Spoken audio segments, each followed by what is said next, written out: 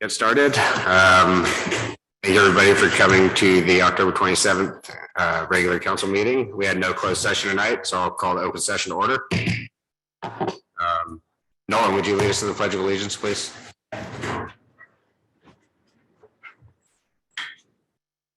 I pledge allegiance to the flag of the United States of America and to the republic for which it stands, one nation, under God, indivisible, with liberty and justice for all.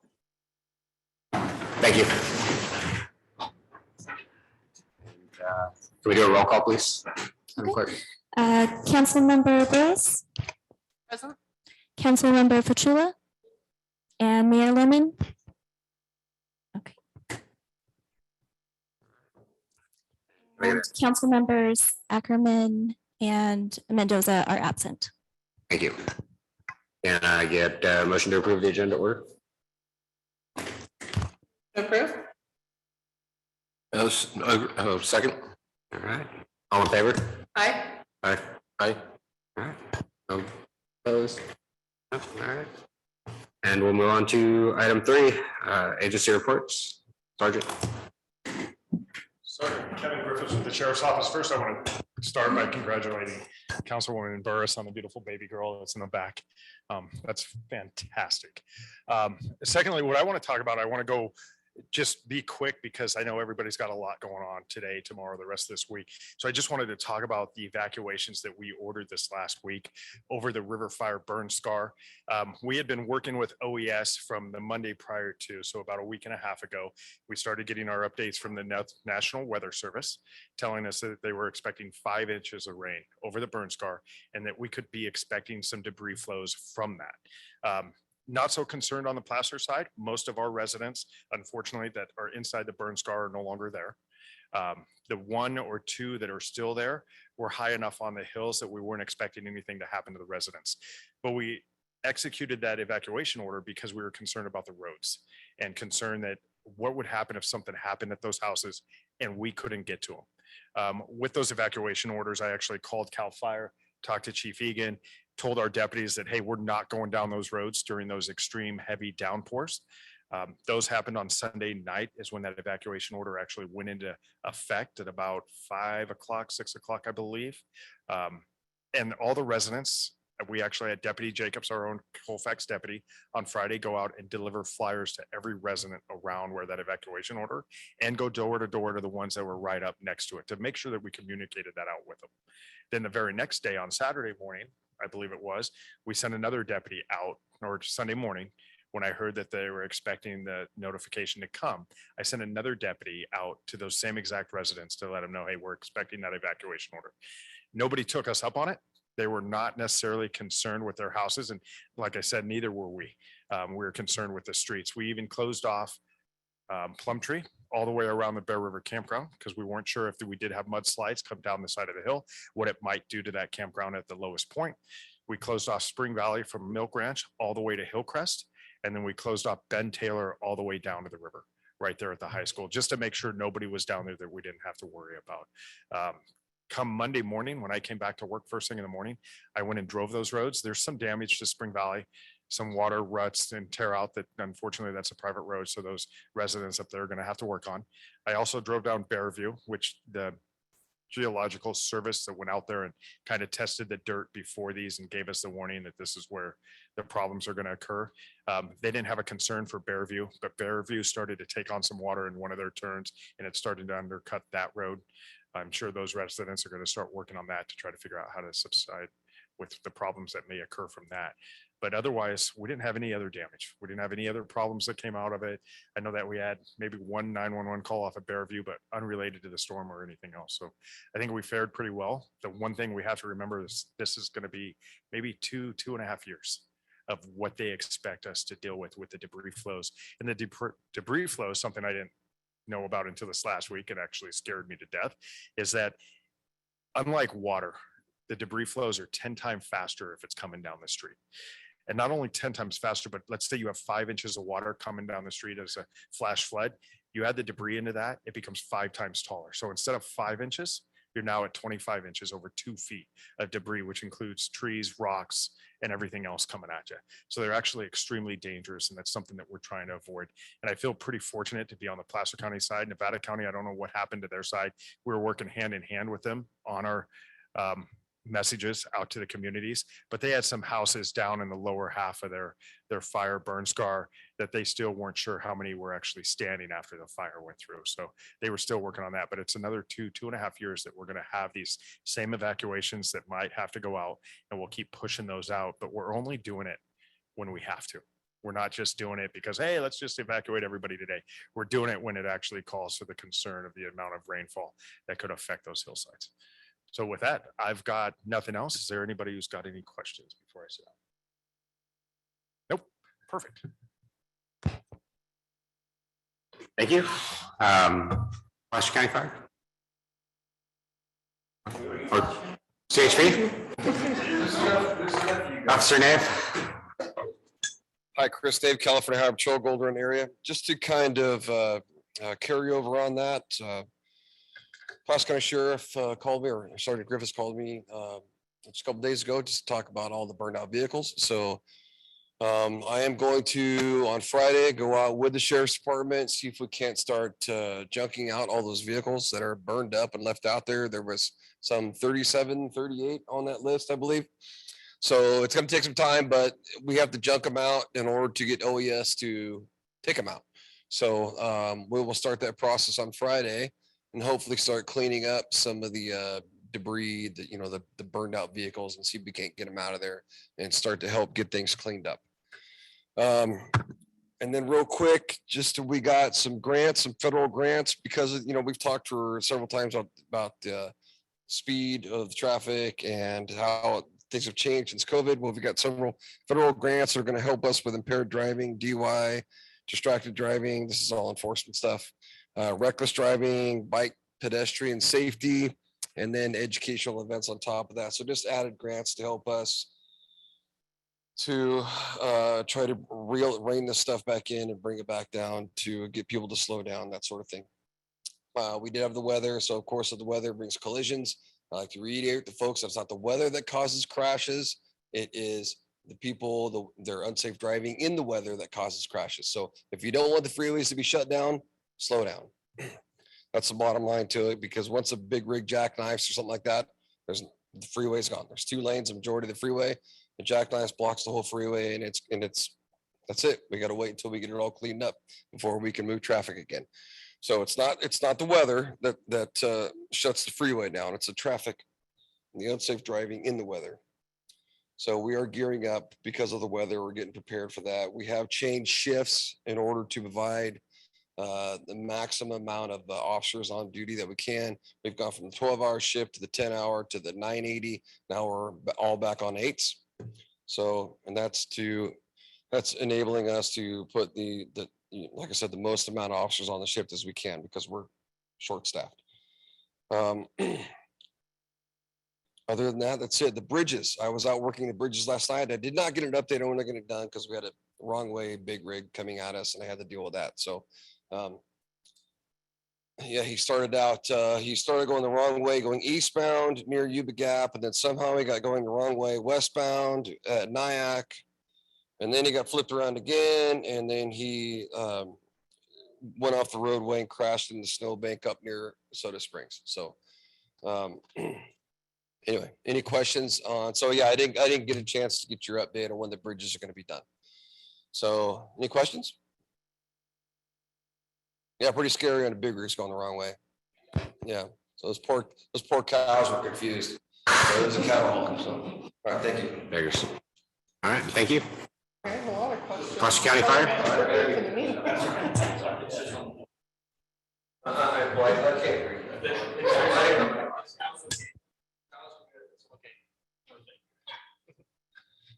Good evening, council, members of the audience, and members of the audience at home. Brian Egan, Battalion Chief, Cal Fire, Placer County Fire Department, and Colfax Alta Battalion.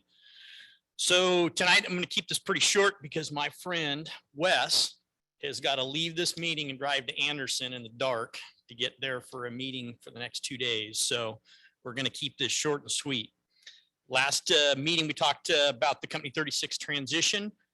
Everything's moving along smoothly. Nothing new to report there. The weekend weather. Wow.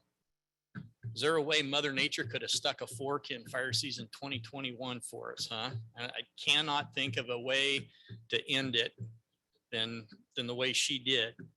So with that, so fire season though continues on. Fire season's year round in California, and we still have 2 months of 2021 ahead of us. And we got a ton of rain. Southern California didn't get as much. We'll see what she has in store for us for the next couple of months. So let's just keep our fingers crossed that now that storm doors are open and we get into a cycle where we're not going to have to deal with late fall, early winter fires. So with that, I can guarantee you that in the battalion, our stats are going to be higher for this coming cycle as far as the ignitions, the number of wildland fires we've had, and the acreage obviously is going to skyrocket because of the river fire. We'll have those stats for the council the first part of January once we get out of fire season in the end of the year, and we'll get the actual causes for those fires sometime mid to late winter, is when our Prevention Bureau is able to tally all that data up. But with that, one of the guarantees that we're going to see out of the stats is debris burns, whether they were illegal debris burns or debris burns that escaped on burn days, is probably going to be, I'm going to hedge my bets. If it's not number one, it's going to be number two on the causes of fires this past year. When we started burning in March and running fires on a regular basis, the debris burns were our number one cause and origin for that. So, but with that, Monday morning, this past Monday morning, the 25th, the burn ban was lifted unit wide. So residents can, on burn days without a burn permit, burn residential piles and get started with their defensible space earlier than what we've been able to do the last several falls. So that's a plus there. So, but with that being said, for anybody that's going to be burning and there was an escape today in Nevada County, you are responsible if your fire escapes your control, if it damages someone else's property, or if there's a significant amount of suppression required for that, you will be held liable. So with that, that's all I've got. Any questions from anyone? All right, Wes, get on the road. All right, Chamber, Tim? Thank you.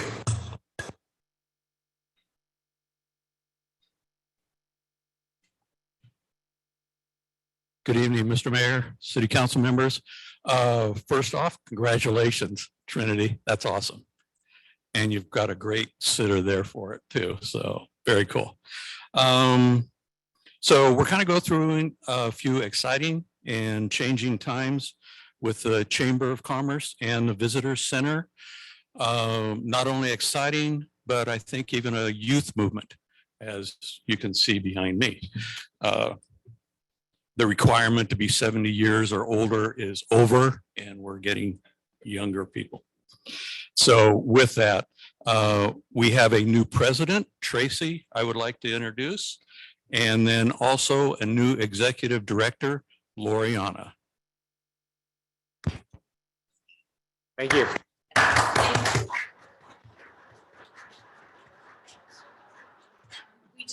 First of all, I want to thank you guys for your donation for Winterfest. And that's kind of why we're also here, is to talk a little bit about Winterfest, just that we're working hard on it. We're looking for some volunteers and some donations, some fundraising. So that's kind of really what we wanted to talk about, but also just thank you for your support. Pleasure to meet you. All right. Andrea, did you have a Green Machine report? No problem. I'm probably with a pen.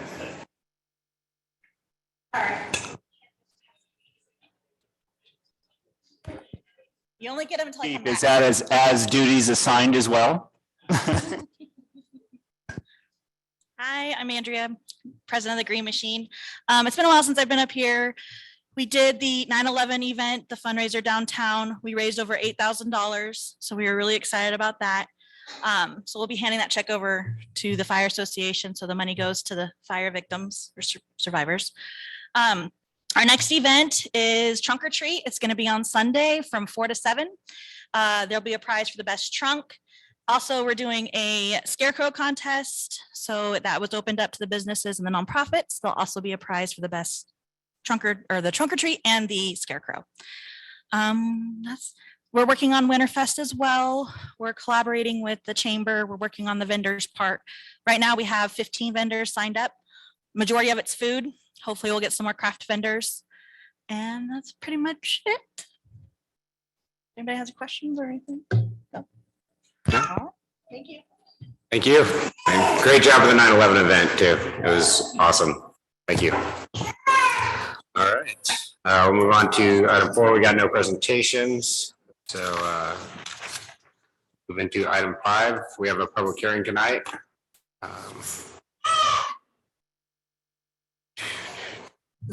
We'll start with the presentation from staff. Lori, go ahead. Good evening, Lori Van Groningen, Finance Director. Tonight, we're presenting our annual required AB 1600 mitigation fee report for the fiscal year ended June 30th, 2021. We're required to provide this report annually at a notice public hearing.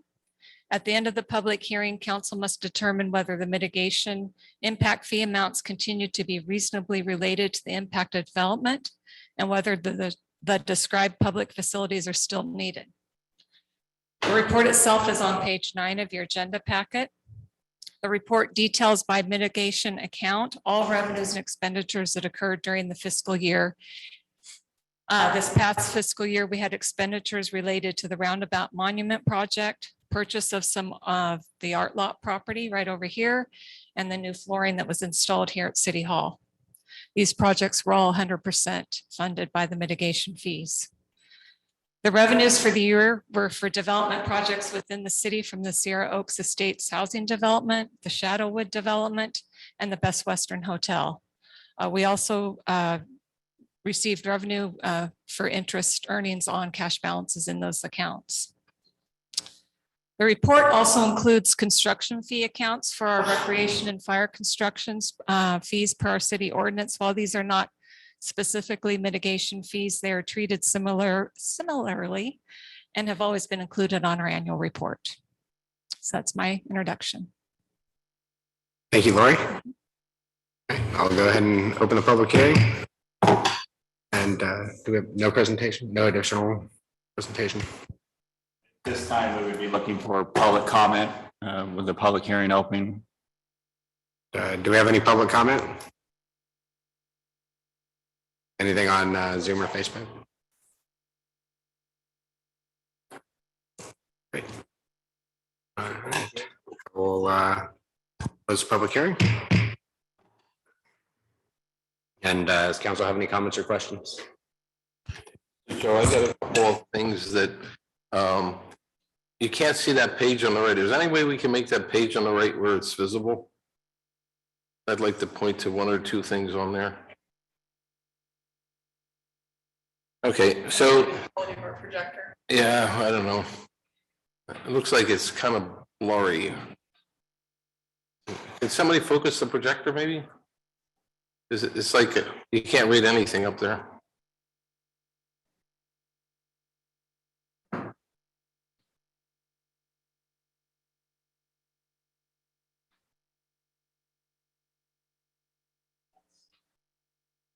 Got it.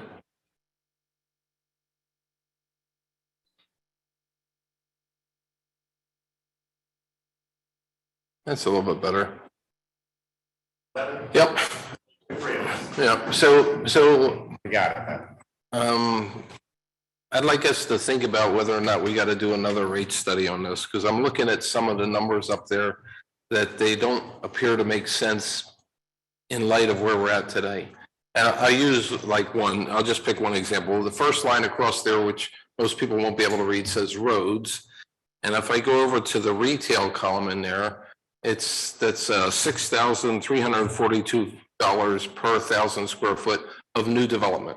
So this would cover like additional traffic in the city and any improvements we have to do to handle it. This is not maintenance type stuff. This is like improvement stuff, okay? But if I look at it, the industrial one next to that, that's at $1,100 per 1,000 square feet. So I'm going to imagine that we've got really two classes of retail that we have in our community, which I don't know if that was considered during the original study. One type of retail could be like a shop in the downtown area or a shop that's over on the I-80 corridor area that gets, you know, 1 or 2 customers an hour. It's not a lot of traffic, it's a low level. And then we have the kind of McDonald's, Starbucks customers, which is 1 car every minute, right? And I'm just wondering if that column needs to be split into 2 different columns, depending on do you have a drive-through capability or not have a drive-through or something like that, right? Because this would prevent development of any small shop, right, from going in because the fees are pretty high, and that goes down this whole column, right? Similarly, if we had and I haven't checked this on the zoning map, but if we had a property that was zoned mixed use, like industrial retail, right? You could go in and claim that your property is industrial, get it built for $1,000 a square foot for the road piece of this, but then convert it later on to retail and avoid about $5,000 a square foot. So there's a couple of things in it that don't seem on the surface to make sense. So I asked Wes for a copy of the prior rate study, and I'm going to crawl through that whole piece. But once I get through that, I may come back with a recommendation that says it's time that we got to really review this, just to be equitable and fair across for the way the character of the community is now. Okay. Mr. Mayor, on that note, if it is council's will as we go through the next cycle of budget in February and stuff, we could plan to have a peer review or something done of the mitigation fee study, see if it's equitable where it should be or not. If it needs to be updated, we could do a full-blown study. There'd have to be a nexus study done with it as well, and it's not a very cheap endeavor to do so. I think the first step probably would be to do a peer. Yep. At the next budget cycle. I think that's a good idea. Yeah, and I'll provide an update at the next meeting after I've gone through this, just see, do I see anything that stands out, right? All right. Trinity? So I had a question for Lori. Do we have any reimbursement to the mitigation fund from grants? Or is there any money that goes into this fund that comes from grant money? The reason I ask is because I did notice that the roundabout monument, there was an expenditure of about $2,900.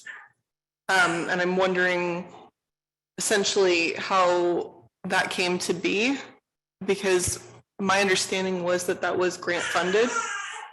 So I'm wondering how that was essentially balanced out. It was funded partially by grant, partially by developer fees. That's what you do. This mitigation fee is a developer fee that is paid in mitigation fees.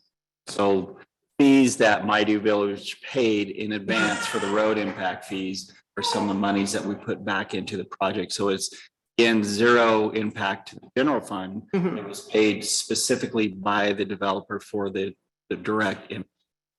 Okay, and I just wanted to bring that up because I think that my initial understanding of where the money was coming from was a little bit different from what I saw in the report. And so for the sake of transparency, I did want to have that discussion. And perhaps in the future, when we bring items forward that are grant funded like that, that it would be nice to maybe make it a point for us to have that discussion during the initial meeting, just so that it doesn't get buried in the stack of paperwork when the public is trying to understand what it is we're approving. That was my only real comment. Motion to approve. All right, second. Okay, second. All right, all in favor? Aye. Aye. Aye. All right. No opposed, no abstain? Perfect. Is public hearing closed? Yes. All right. on to item 6, the consent calendar. All items in the consent calendar are routine in nature and approved by one blanket motion with a council vote. There's no discussion on this item unless a specific item is pulled for discussion and separate action. I'd like to pull 6D and 6F. Okay. Sounds good. Let's pull 6D and go ahead and talk about it. Well, we got Is to. that a motion to approve minus those items? Yeah, motion approved minus those 2 items. I'll second. Second. All right. All in favor? Aye. Aye. All right. All right, item 6D, on page 59, there's an item listed as fraud for $3,125. And I would just like to get just a brief explanation of that.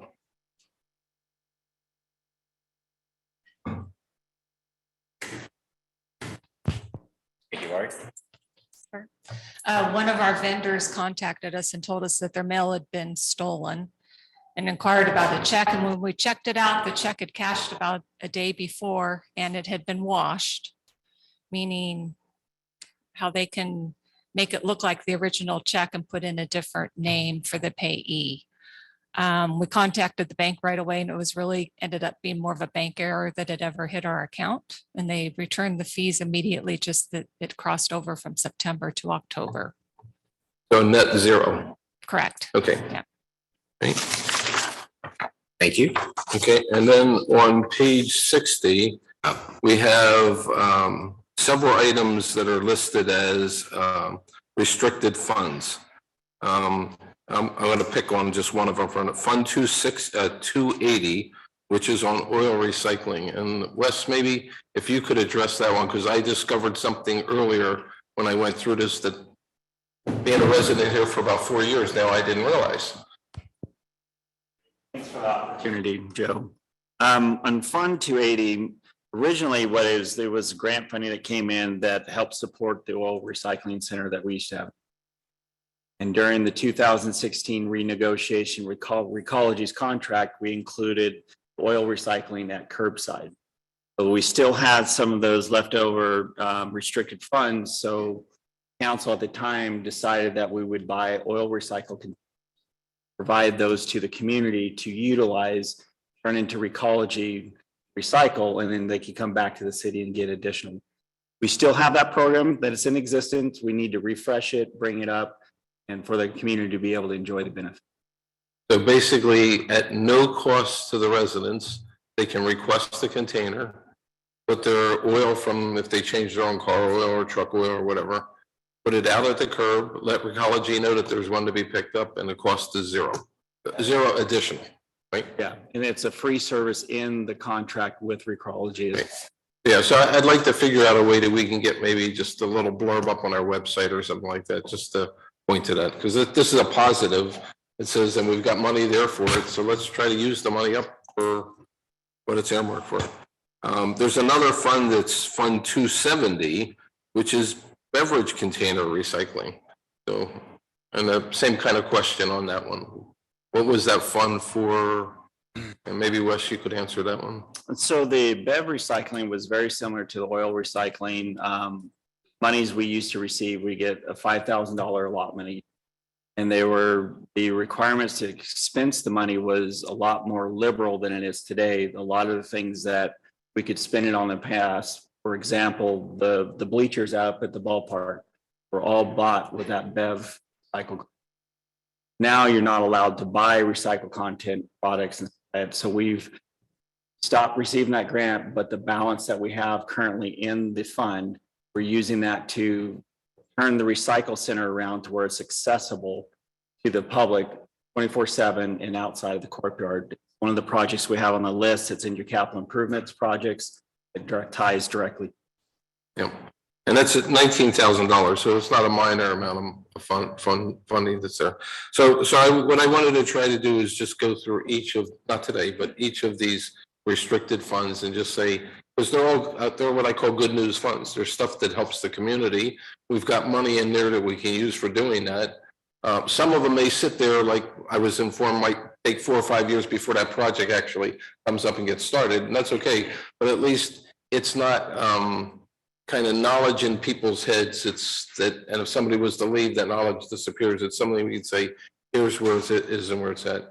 And there's a brief description of this in the budget report, but it's not at the level that you can kind of really say, oh, that's really what it is. So in our next budget cycle, I'd like to at least get those paragraphs in there, like enumerated a little bit cleaner. So, right. And that's all I have in that one for 6E. Should we cover 6F at the same time, or do you want to approve 6E by itself? I think we can do both. Right? No, that's fine. Yeah, so let's do both. Right. Go ahead. So item 6F, this is on the lift station, the one that failed where the pipe burst on us. And I've got a copy of the design in here, but it's kind of micro printed. So what I've asked Wes to do is I'd like to get a meeting with the engineer and walk through this, because I want to make sure that they've selected some of the right equipment to make sure we're protected. And I'll give you an example. One of the pressure gauges that they put in that they're going to tie into our SCADA system, if a pressure pulse occurs that's like, say, let's say 1 to 20 seconds long, and you're only sampling this once a minute, you may miss it and never even know you had the problem. In which case, then we're at risk again for another potential problem in there. So what I'd like to do is just walk through this and say, are the issues that came up from when we had the failure addressed? And if they are, then great, we're in great shape, right? And if they're not, then I'd like to bring that back to council and get those then addressed, right? Absolutely. Right. So that's kind of a work item that I'm going to take on. So with that caveat, I motion to approve both of these items. So I think council, and Mick, correct me if I'm wrong, so council can approve the design, authorize Joe to meet with staff to make any final revisions, proceed without needing to bring the item forward again to council. And if we find no issues, we just continue. But if we do find an issue, my guess is it's going to be a minor item, like a $500 type item or something like that, which is well within the contingency of the project. I just want to make sure that none of them are missed. Right. Always good to have another set of eyes. Yep. Okay, so motion to approve these two items. All right. Second. All in favor? Aye. Aye. All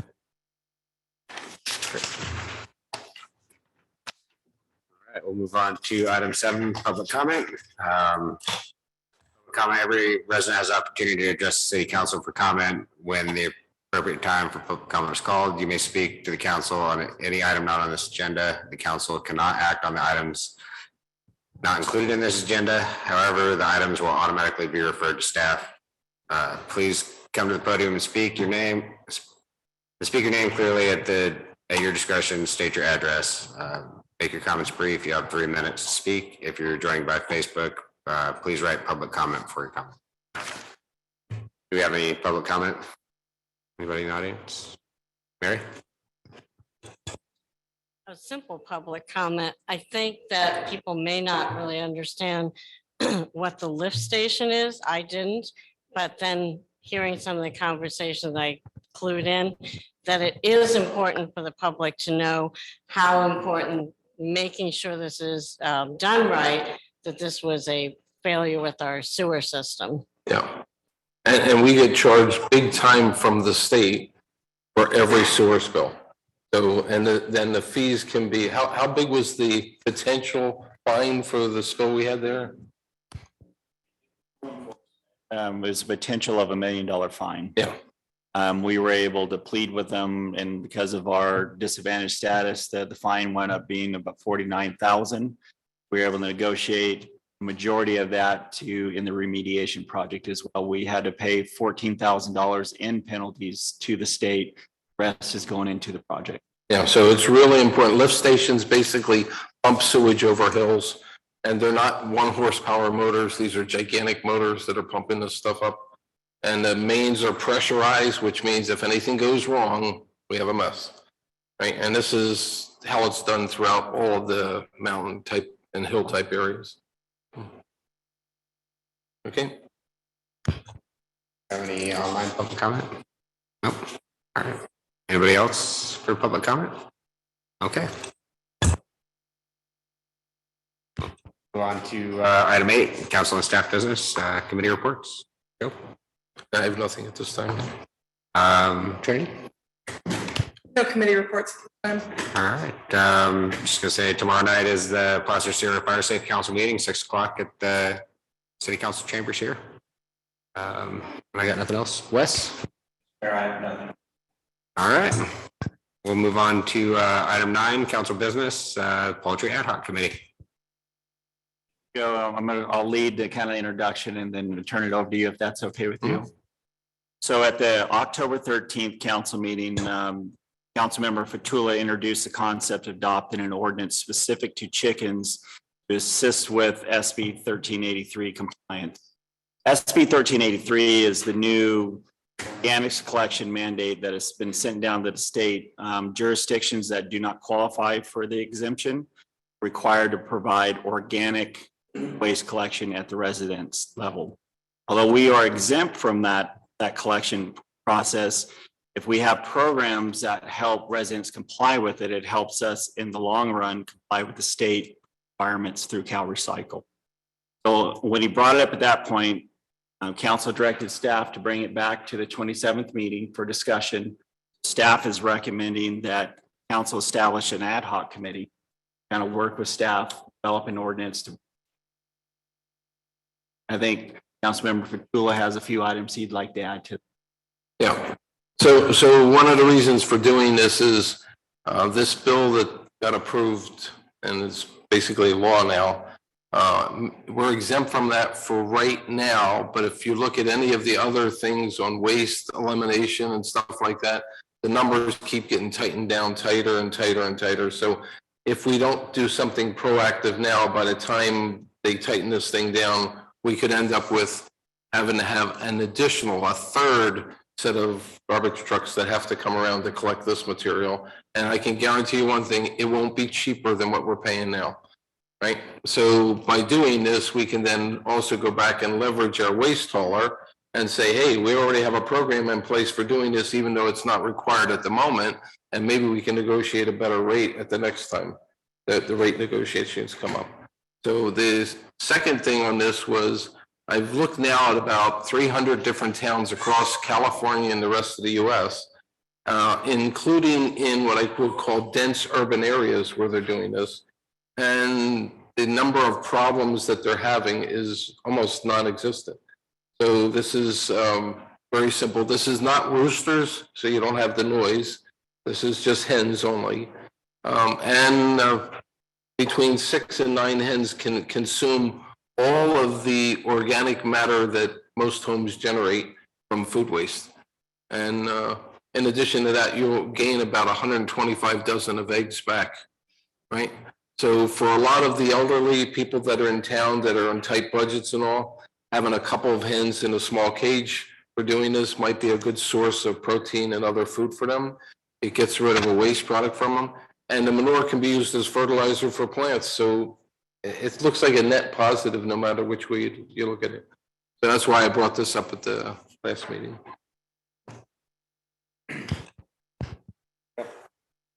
Mayor, there is already an ordinance on the books that allows chickens to be kept in residential areas in Colfax. It's really interesting. Yeah. Because there is no limit on the number of chickens. Yeah. That can be kept in a residential area. So if part of this is going to be adopting regulatory standards, I think it's a great idea. Yeah. Also, the current ordinance, it will allow abatement of any nuisance created by something, but I'm not sure because there are no standards in the ordinance at this point. So I think where you're going is the right direction.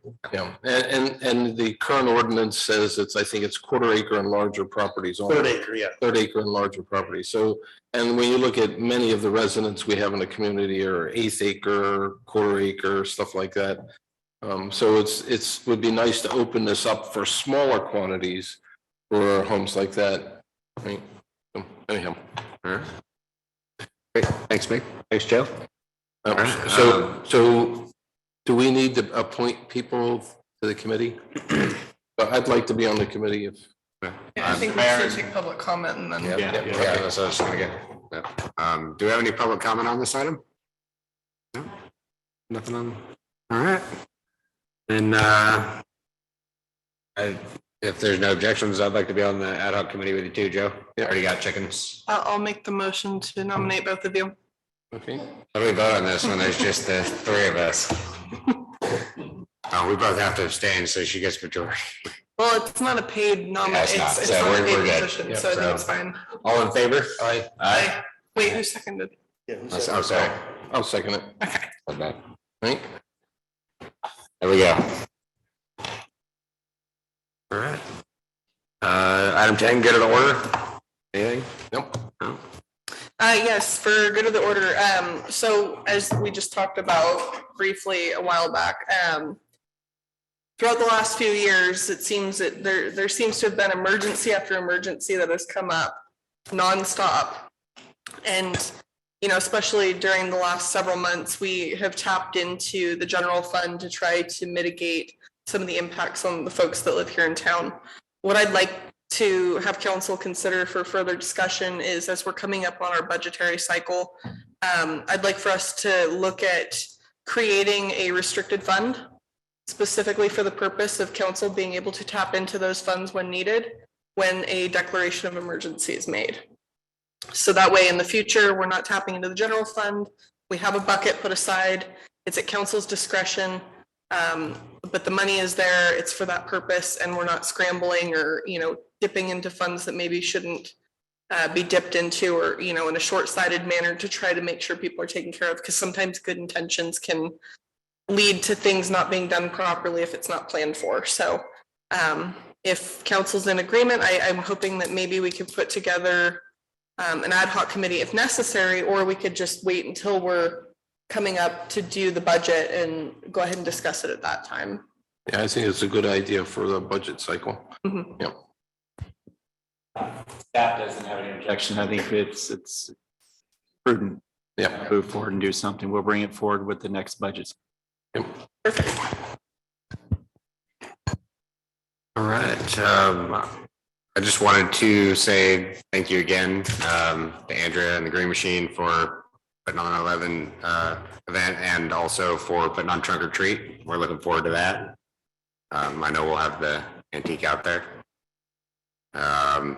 And thank you to the chamber and everybody else who's assisted with that. That's all I had. And anybody got anything else? No? All right. Meeting adjourned.